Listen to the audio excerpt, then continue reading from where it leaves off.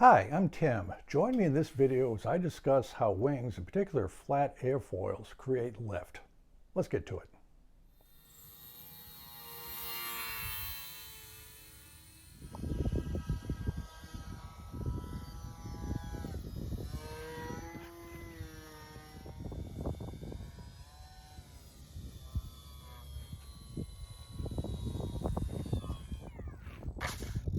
All airplanes with fixed wings have some type of airfoil, even if the airfoil is a flat wing that is used to generate lift. This is the shape of a fairly typical airfoil. You have a leading edge, a trailing edge. There's some sort of curvature on the top. This is a flat bottom. Other ones can have a different amount of curvature on the bottom, but this is part of the theory of what causes an airplane to produce lift, which we'll discuss in the video. Examples of airfoils on this Aeronca, you can see inside the wing that airfoil shape on the wing. This is an underside view. In this case, the flat bottom is designed for ease of construction on a flat building board. Another example of a airfoil shape for a wing is a simple foam board flyer. I've scored the top of the foam to make it able to curve, and what I used is foam for the airfoil shape. I have it along here, and this is simply glued to the wing for a very effective and lightweight method to create an airfoil shape for this wing to create lift. I've also designed, built, and successfully flew 3 radio control model aircraft where the wings are absolutely flat. They have no airfoil shape whatsoever, yet they create lift and they fly quite well.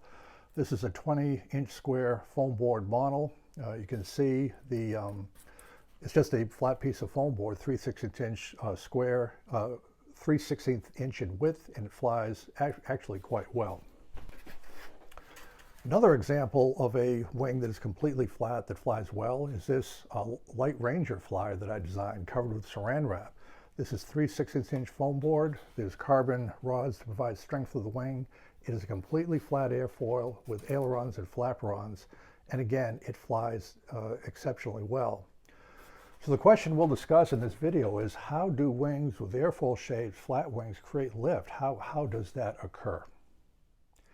Let's take a look at how these 3 models of flat wings, let's see how they actually fly at the RC field.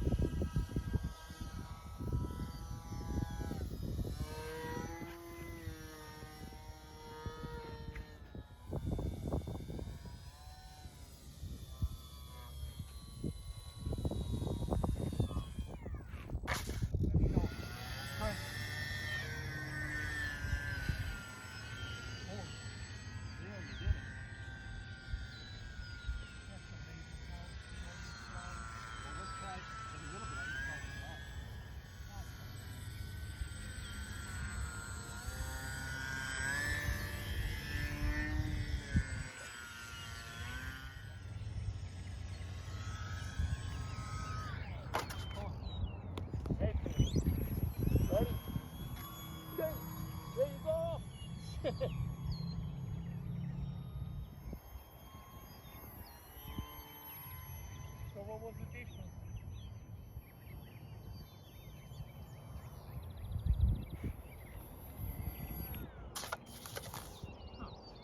We tend to associate lift with wings with fixed wing aircraft, and that is certainly an appropriate thing to do. However, from an aerodynamic point of view, there's many other streamlined bodies that move through the air that create lift. Perhaps the best example is an aircraft propeller. A propeller like this is actually an airfoil shape. As it rotates through the air, it is designed to create lift, which we measure as thrust for an airplane moving through. Other examples of bodies, streamlined bodies that create lift, are the rotor blades of a helicopter, wings on racing cars, sails, wind turbines that generate electricity.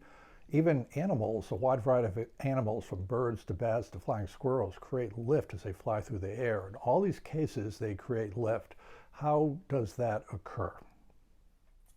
What we'll find out in this discussion is that different shapes of airfoils can create different amount of lift depending on what the mission is of the aircraft, whether it's a slow-flying aircraft with smooth handling characteristics like a trainer aircraft, high-performance fighter, or an airliner.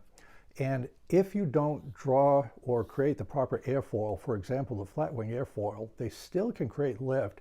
It's just a much less efficient form of lift that creates more drag, and that is the whole idea of designing the proper airfoil to have the optimum performance of whatever aircraft it is that you're attempting to produce. I've been flying full-scale aircraft for 50 years off and on, everything from a Cessna 150 to a Boeing 777. There's a lot going on with the training to how to fly these various aircraft. There's very little, almost if any, discussion on how lift is produced. There's two basic theories that are often discussed that I'll touch upon in a moment. But first, I want to discuss two technical terms that will be necessary to understand airfoils at lift before we go into how lift is produced.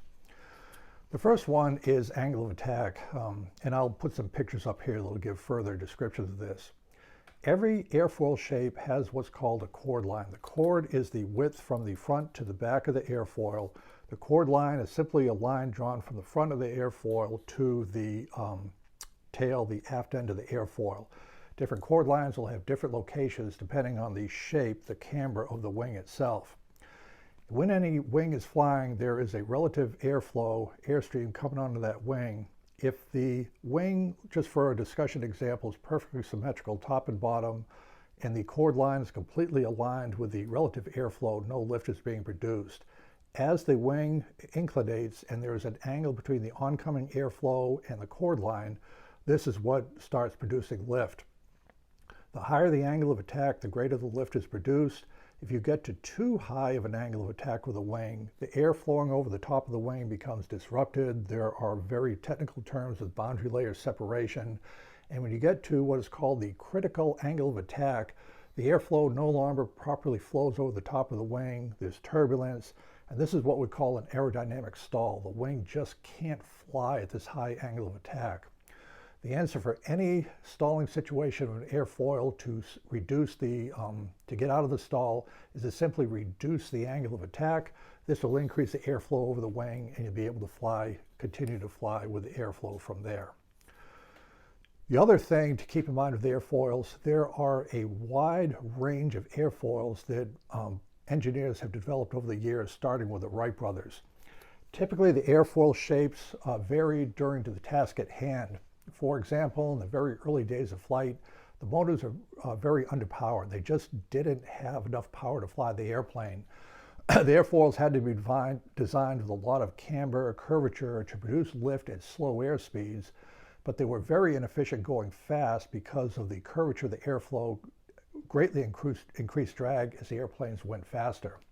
As engines became more powerful, even as soon as World War I, which was just 11 years after the Wright brothers' flight, you could have much thinner airfoils to allow for that type of flight. And then the culmination, of course, is with modern jet transport aircraft with their swept wings. They're optimized to take off, fly high altitudes, high speeds, great distances at a very efficient rate. That is a whole separate design for the airfoil. In 2003, the New York Times, 2003 was a 100-year anniversary of the Wright brothers' first flight. The New York Times wrote an article entitled "Staying Aloft, What Does Keep Them Up There?" trying to explain lift, how that is produced to make airplanes fly. It's a pretty important question. And what the Times did to try to figure this out is they turned to a gentleman named John D. Anderson Jr. John was the curator of aerodynamics at the National Air and Space Museum, author of several textbooks on the field. So if anybody should be able to understand, articulate how lift is created, John would be a good person to do that.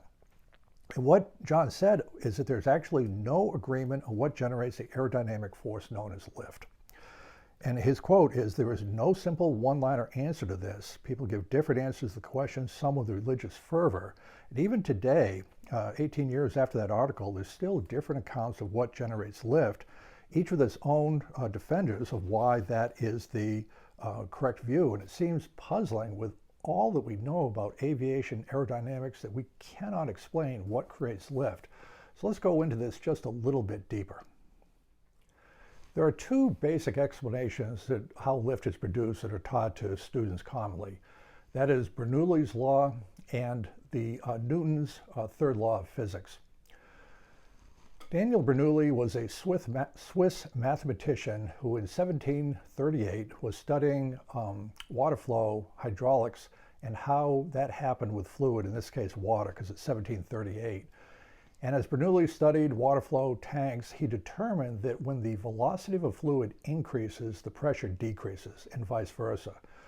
So if a fluid, in this case water, is going faster over a surface, the pressure on that surface decreases. This is in 1738. From a physics viewpoint, air is considered a fluid for its behavior properties. So as airfoils are being designed, lift is starting to be understood, the idea of a curved airfoil came into the fore because the idea was the oncoming air comes to the leading edge of the airflow. It goes under the bottom of the airflow and some goes over the top. As it goes over the top, the air accelerates. This can be shown in wind tunnel tests to meet up with the air at the bottom. It's not a perfect explanation, but the air does go faster over the top of the wing. As Bernoulli says, when a fluid, air goes faster, pressure is decreased, the decreased pressure on the top of the wing causes the wing to create lift. And that seems like a neat little explanation. It can be shown in the wind tunnel. The central problem with Bernoulli's theory of lift, if you accept this as true, the question is, what happens when a plane flies inverted? If the wing is upside down, should not it go the other way? Well, the planes fly quite well inverted. They have sufficient power and control authority, so that pretty much negates Bernoulli as any sort of standalone explanation of how a wing produces lift. The other example of lift is Newton's third law of physics. Newton was an English mathematician. Again, in the 18th century, he wrote a series of very important rules on physics, gravity, gravitational pull. And one of his three laws of motion was the third law. For every motion, there is an equal and opposite reaction. So what Isaac Newton said, and he wasn't thinking about airfoils, this is just a law of physics. When the wing is flying along, the oncoming air hits the bottom of the wing of the airflow and is deflected downward. So there is a force downward of this. You'll do a vector analysis. There'll be a small component of the force going down. The opposite of that is going up that creates lift. This is relatively easy to understand intuitively. If you're driving fast in a car, you stick your hand out the window, you raise your palm, the air hits your palm, you can feel your hand going up. This is a clear demonstration of Newton's third law. As the air is deflected downward, there is a force that lifts up your hand. Also, the idea of Newton's third law explains completely how a wing flies upside down. The problem with Newton's third law that cannot be explained, even if we use that as a standalone explanation, there is still, from computer analysis, a low pressure area on top of the wing that Newton's law doesn't explain why that low pressure area is there, which again requires further understanding to have a standalone answer of how a wing produces lift. So engineers and aerodynamicists have been really very successful designing wings, wing shapes, airfoils over the years to build everything from biplane flighters in World War I, where there's absolutely no computers at all to analyze it, DC-3 aircraft, space shuttles. There's a body of knowledge that is very complete that can allow them to design to a specification performance without really understanding how the lift is created. But mathematicians, engineers, aerodynamicists are still trying to come up with a standalone answer for that. And one good example is a leading aerodynamicist named Doug McLean. Doug McLean has been working for decades with the design of aircraft. He spent most of his professional career as an engineer in Boeing commercial airplanes. And what Doug has done is he specializes in CFD, which is computational fluid dynamics. It's a very specialized form of computer programming that looks at a wing, looks at airfoil, all the properties of airflow, pressure, speed, everything to try to figure out what is happening to that wing. The idea behind computational fluid dynamics is to optimize this understanding to produce better wings for better performance, just for cheaper airline tickets, safer flight, things of that nature. So with all this experience that Doug had, in 2012, he wrote a book, and he titled the book, Understanding Aerodynamics, Arguing from the Real Physics. This book, from somebody who spent decades studying this, is 500 pages long, trying to explain how a wing produces lift.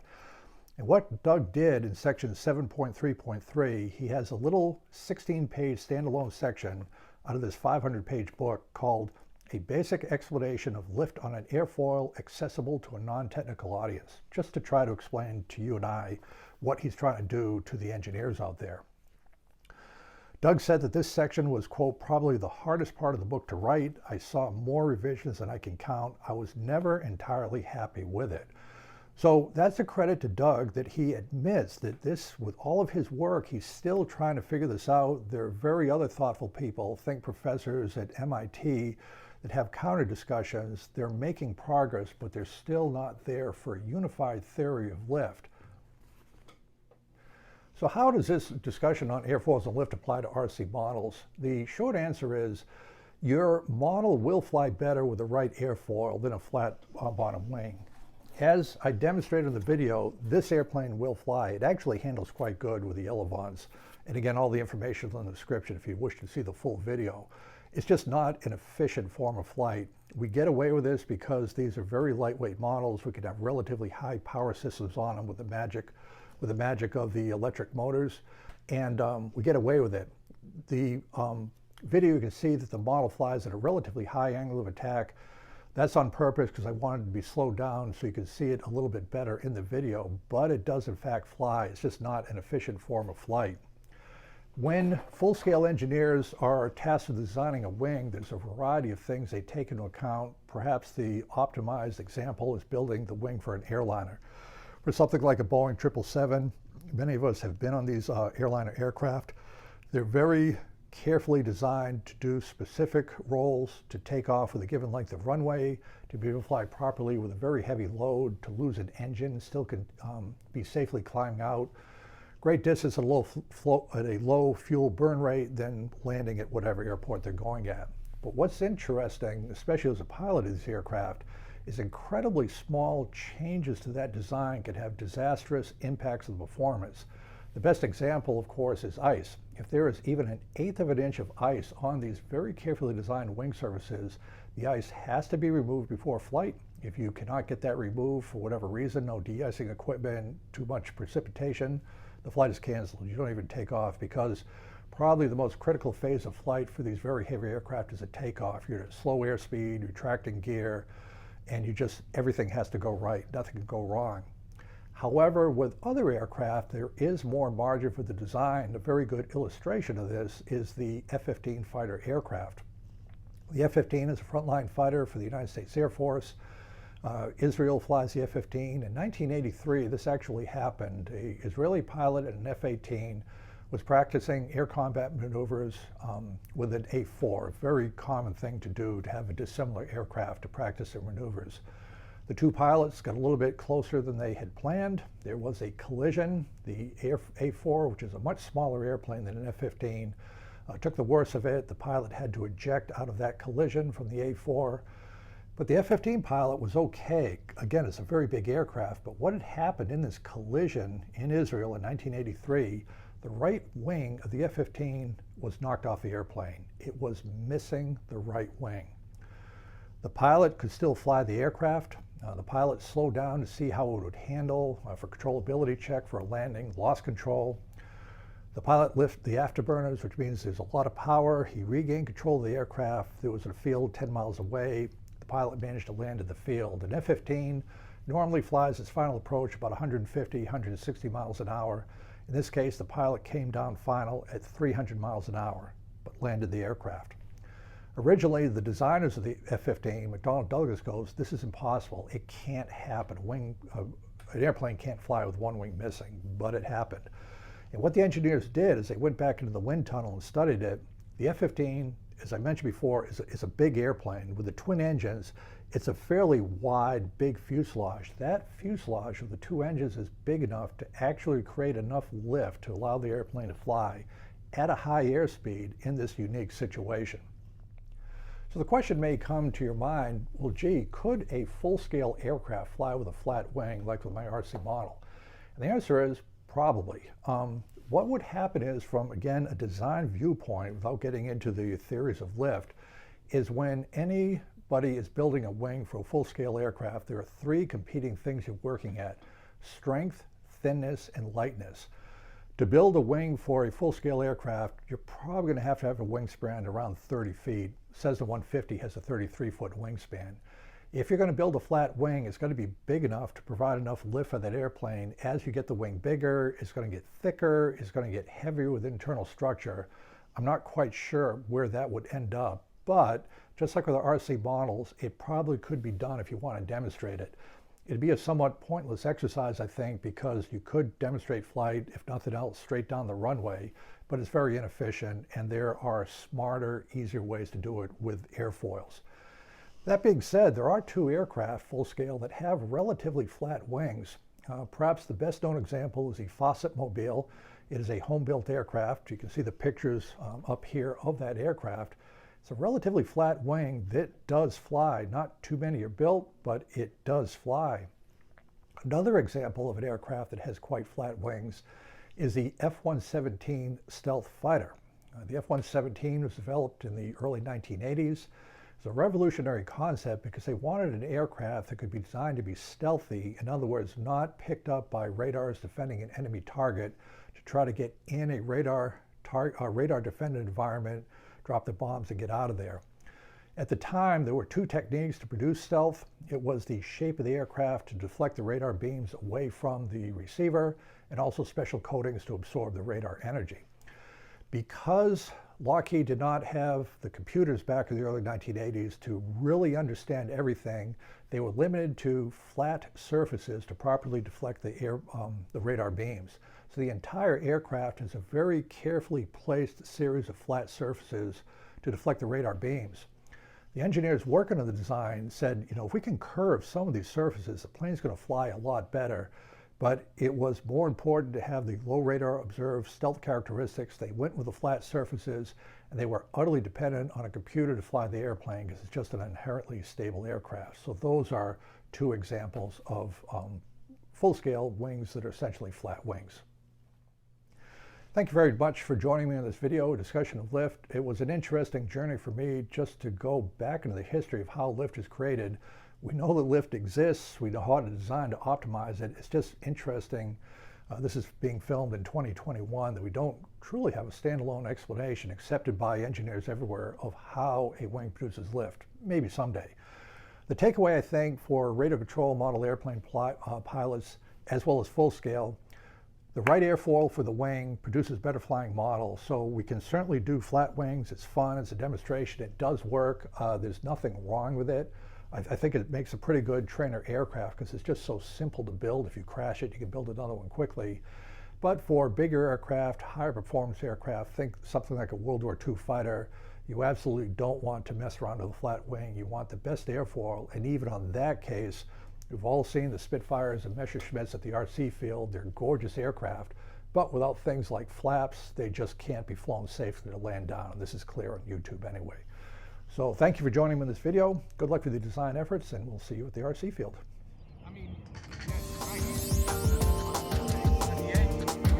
Yep.